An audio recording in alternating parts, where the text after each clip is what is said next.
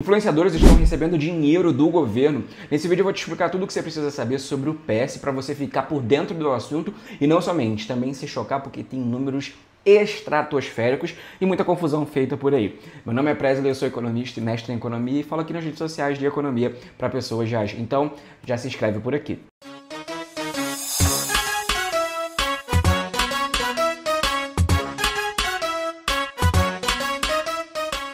Vários sites, vários Instagrams de fofoca, muita gente está comentando sobre essa situação, relacionando o dinheiro que foi recebido, em tese, pela Virgínia, Felipe Neto, a Ludmilla, a Luísa Sonza e vários outros nomes da ala artística também.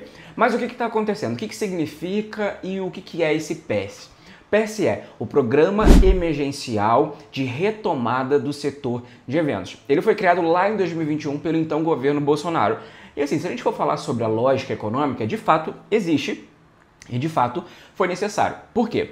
Quando você está falando de um momento como a pandemia, que nós tivemos que ficar sem sair de casa, isolamento social, o setor de eventos, óbvio que foi o primeiro a ser sentido. E quando a gente está falando sobre esse programa, o PES, a gente precisa lembrar que ele foi destinado para o setor de eventos. Mas existem várias empresas que também abocanharam a sua parte ali, e eu já vou te trazer os dados e quem são, em grande maioria, essas empresas. Mas a ordem cronológica foi a seguinte. Primeiro, você tem ali o programa criado no governo Bolsonaro em 2021.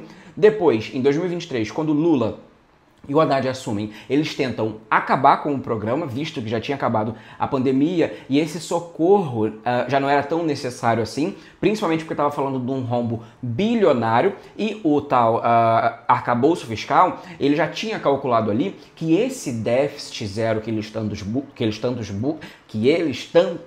buscam poderia ser solucionado através do corte desse programa. O resultado disso foi que o Congresso falou, epa! Não vamos mexer aqui não, porque afinal de contas, boa parte do Congresso ali está sendo financiado, está atendendo os interesses dessa galera que está recebendo. Então o que eles falaram?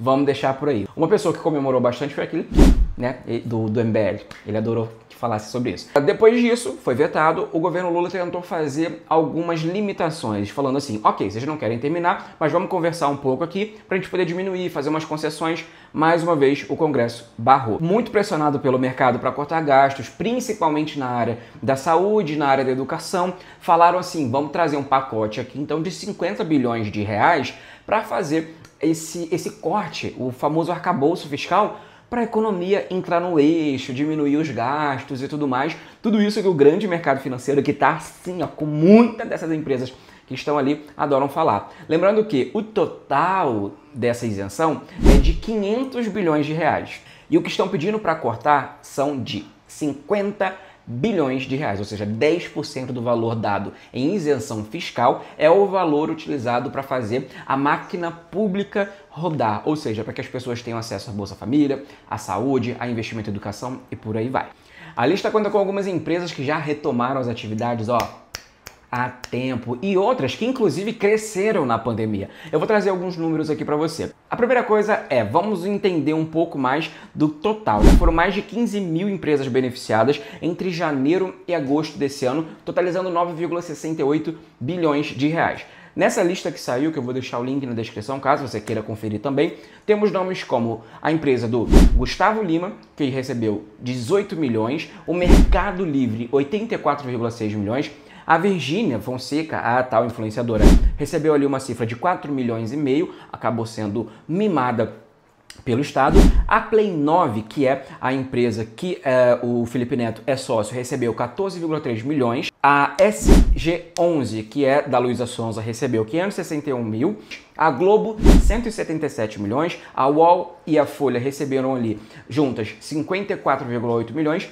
O iFood recebeu 330 milhões e eu queria chamar atenção basicamente para o iFood, porque o iFood na época da pandemia, de um ano para o outro, eles cresceram 400%.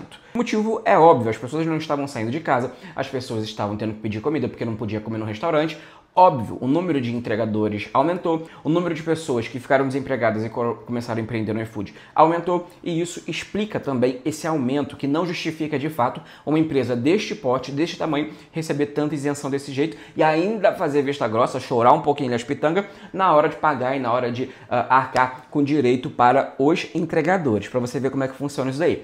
Nessa lista também encontraram a Record, que está com 34,6 milhões de incentivos, o Estadão e o SBT receberam 17 milhões em isenção cada uma. E aí a gente começa a fazer umas contas, né? A analisar um pouquinho essa cadeira, ela é de praia, né? Cerca de 760 empresas estão no top 5, com mais da metade dos recursos. Então lembra que eu falei? Durante esse período ali, que foi o recorte que eu peguei para a gente poder analisar, que é desse ano, as empresas tiveram ali 15 mil empresas no total. Dessas 15 mil, 760 apenas ocuparam o top 5% dos investimentos, do valor ali, que foi cerca de 5,6 bilhões de reais. Apenas 152 empresas receberam o equivalente a 1/3 dos recursos, figurando ali entre os 1%, ou seja, o top 1% ali que receberam mais. E nas listas dessas empresas estão a empresa, né, a balada lá do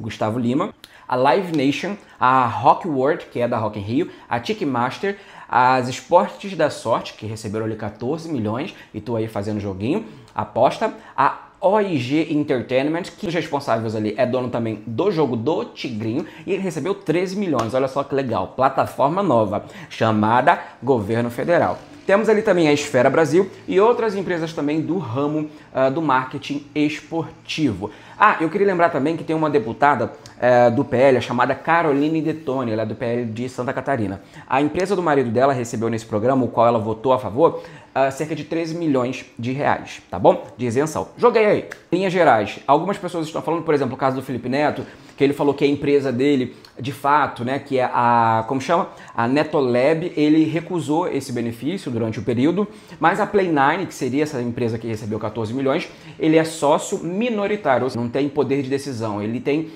e nem faz parte da gestão financeira do negócio. Então ele tomou na tarraqueta por tabela, né? Mas ainda assim a empresa dele foi beneficiada, por mais que ele não tenha tido esse papel importante, querendo ou não, tá ali o nome dele também associado a esses benefícios. Tá, Brasil, mas como que funciona? O governo foi lá e fez um Pix para essa galera, dando esse dinheiro? Não. A situação é, você tem durante a pandemia formas de ajudar, né? Toda crise econômica ela pode ser auxiliada de alguma forma sem precisar gastar dinheiro. Você pode deixar de pagar algo. Então foi isso que o governo fez. Ele falou, olha, vamos separar ali alguns impostos, como o imposto de renda da pessoa jurídica, temos ali o PIS e COFINS, o CSLL e outros impostos ali, que o Estado falou assim, ei, pode ficar de boa, vai tocar teu negócio, estamos aqui para te ajudar, não precisa pagar. Diferente da gente, que não pode chegar lá para a prefeitura e falar assim, ei, ó, esse ano aí eu não quero pagar IPTU não, hein, deixa pro próximo. Não tem como. Esse tipo de incentivo, obviamente, que ajuda as empresas em momentos difíceis, né? Então, por exemplo, a desoneração da folha de pagamentos, você deixa de ter que pagar 20% para pagar 1%. Então, é uma baita de uma diferença em relação a isso. O que está acontecendo agora, nesse momento, é que foi exposta uma lista com várias empresas que fazem, inclusive, pressão para o Estado diminuir os gastos que são consideráveis, gastos base da saúde, da educação, da segurança e vários outros investimentos que não são gastos. Não é um dinheiro que você está queimando, é um dinheiro que você está investindo na economia. A discussão que está rolando agora é que muitas pessoas estão falando que elas estão, essas empresas no caso, estão dentro das leis. E de fato é um mecanismo legal. Foi criado, foi votado, foi passado por um tipo de triagem, mas aí entra essa questão do que é legal e do que é moral, certo? Porque não necessariamente, por exemplo, o caso da Virgínia, que está em alta por conta dela ser uma influenciadora muito grande, fez algumas pessoas questionarem no sentido de, tá, mas por que ela recebeu se era um negócio do setor de eventos, retomada do setor de eventos?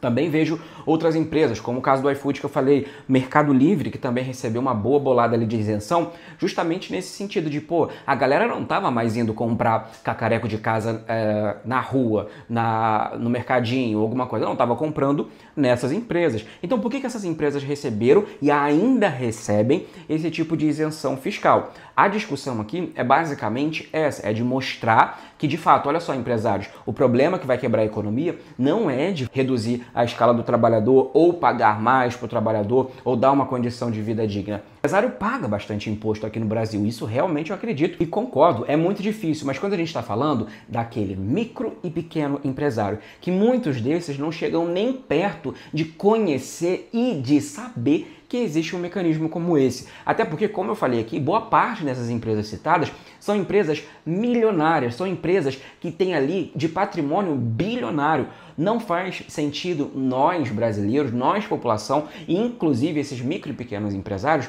arcar com o crescimento e com mais acumulação de capital dessa galera. A crítica especial em relação a isso não é de fato o projeto existir, porque ele de fato faz sentido. Agora, o como ele está sendo gerenciado e a quem ele está sendo direcionado é muito preocupante, porque enquanto isso, essa galera, essas empresas que têm advogados tributaristas, que têm contadores que são extremamente sofisticados para atender essa demanda, nós temos pelo outro lado uma caralhada de empresários e de micro e pequenos empresários que não têm esse mesmo acesso por questões financeiras e acabam pagando muito mais impostos por causa disso. Essa é a lógica que as meninas do Bom Xibobombom já falavam. O motivo todo mundo já conhece, é o que o de cima sobe e o de baixo desce. Compartilhe esse vídeo com alguém que precisa saber também um pouco mais do que está rolando por aí.